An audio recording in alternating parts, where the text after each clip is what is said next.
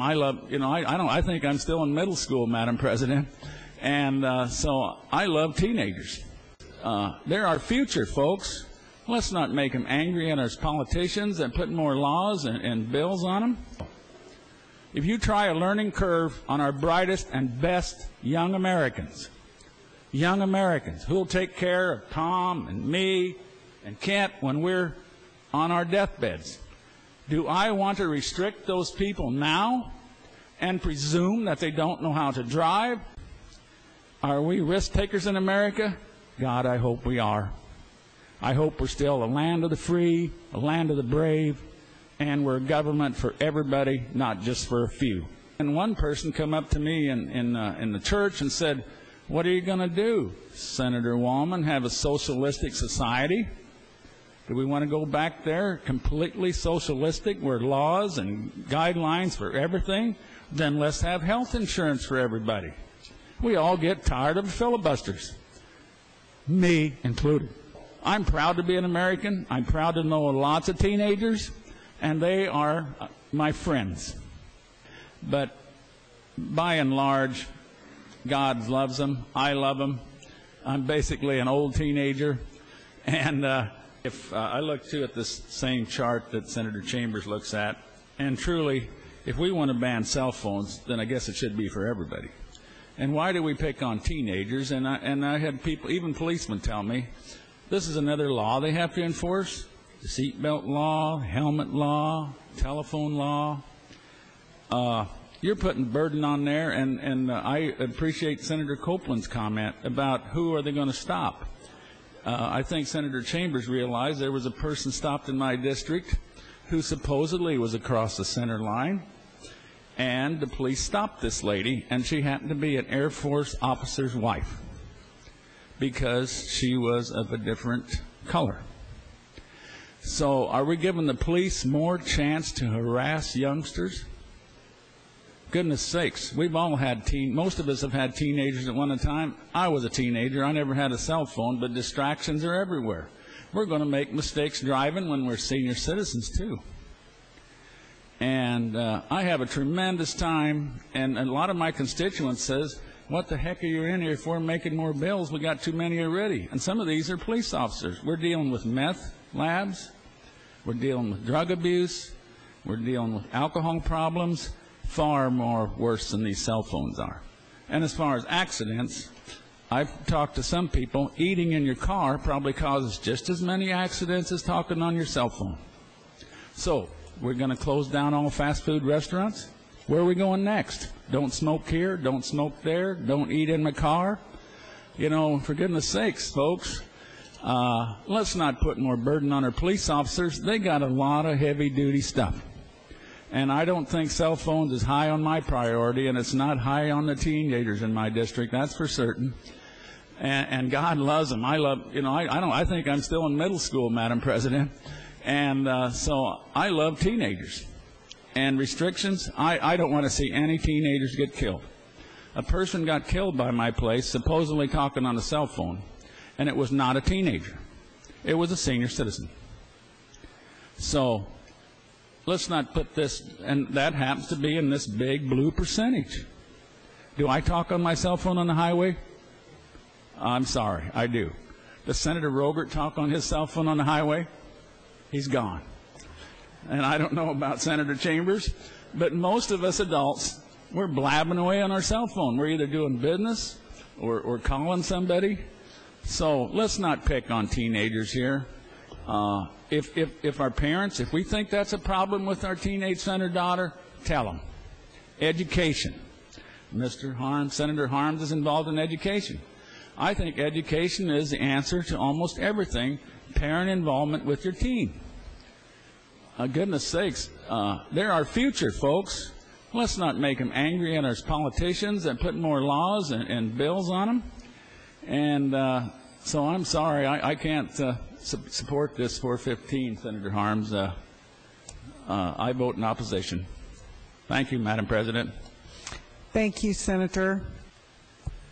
Thank you, Madam President.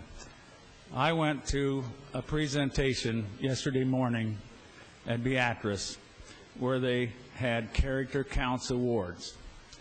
and they brought up the issue of No Child Left Behind. And they had the Eagle. He got an A in flying. He got a D in walking. So he was averaged out at a C. A squirrel, excellent in jumping, but poorly on the ground. So he got a B. All the animals, the fish, A in swimming, couldn't do much else, D in everything. They averaged all these people out. And that's what we're trying to do with young to the old. Come on, people. I sympathize with Senator Harms. He's in education. He should know how you try to average everything out, the learning curve, where that's going. It's going downhill. If you try a learning curve on our brightest and best young Americans who will take care of Tom and me and Kent when we're on our deathbeds, do I want to restrict those people now and presume that they don't know how to drive? And if we go on this cell phone thing with accidents, I think you'll find out predominantly those young people that got killed did not have their seat belts on. Am I a violator of that seatbelt law myself? Sure. I get in the truck and go out to the field and get in the combine 2, 3, 4 miles. I'm in a hurry. I don't always put on my seatbelt, so I'm breaking the law. Will the officer stop me? He could. And I'm breaking the law. I quick pull it over myself. And I have got stopped. And but I lucked out.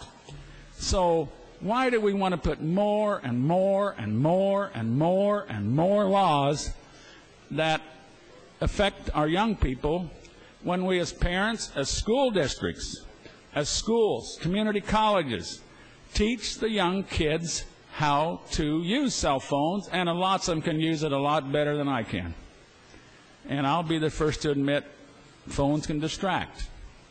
And we all get distracted on our jobs, whether we're farmers or businessmen, doing business on the phone. Maybe the stock market went south. And is that going to bother you if you're trading? Sure it is. So is that going to affect your driving? Maybe. Maybe. If my girlfriend or boyfriend tells me something bad, is that going to affect my driving? Maybe. There's lots of difference in personalities. And let's give them credit. Like he said, Jesus was in the temple at 12 years of age and embarrassed the old people.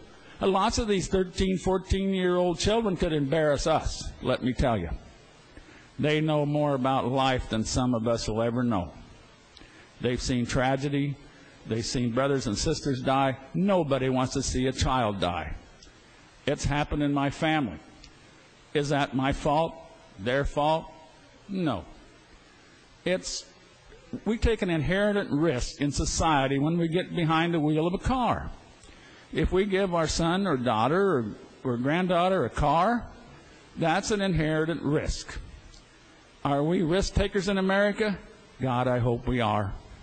I hope we're still a land of the free, a land of the brave, and we're a government for everybody, not just for a few. If we're going to take these cell phones away from teenagers, folks, take them away from Senator Harms. Take them away from me. It ought to be for everybody. And so I'm against this amendment. It just bothers me tremendous. I feel like I'm a hypocrite today. I was in natural resources all afternoon, so I didn't get to listen to the debate. 1 minute. And since that bothers me how I voted, sure, I voted like some of the other guys because they had their green buttons on. They got tired of a filibuster. We all get tired of filibusters, me included. So I'm proud to be an American. I'm proud to know lots of teenagers, and they are my friends. Thank you, Madam President. Thank you, Madam President.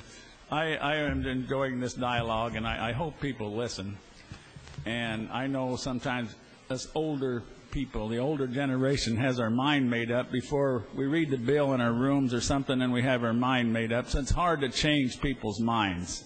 The older you get, sometimes we come to what they call tunnel vision. You know, God help those who don't think like I do. Or we get this in our school systems, in our churches, and we're going down a narrower highway. And what's next? You know, our teenagers, by and large, I hate to see these accidents too, but by and large, God loves them. I love them. I'm basically an old teenager, and so let's not pick on a certain segment of our society who is going to take care of us when we get older. And if they want to do that to their children when they get older, that's fine. But right now, the constituents in my district have told me over and over and over, if you put one bill on the agenda, take one off. We're correcting bills, we're cleaning up bills, we're adding new bills, and how many bills do we need to run a society? And one person come up to me in the church and said, what are you going to do, Senator Wallman, have a socialistic society? Do we want to go back there completely socialistic where laws and guidelines for everything? Then let's have health insurance for everybody. We can go all over the place here, and I agree with Senator Chambers on this park thing. Farm machinery has dangerous things on it, all kinds of stuff. You may get killed running that thing. Sit in your seat. But we don't want to do that to skateboard parks because we might be liable for a lawsuit. You know, we can be hypocrites here, whatever we want to be, but please vote against this bill. And I have nothing against the senator who submitted it. I know he feels, you know, he feels like that's a thing he wants to do, and we all have a passion in what we want to do. Sometimes it doesn't work, sometimes it does. But let's not put another bill on the books here against a certain segment, narrow segment of our society. Thank you, Madam President.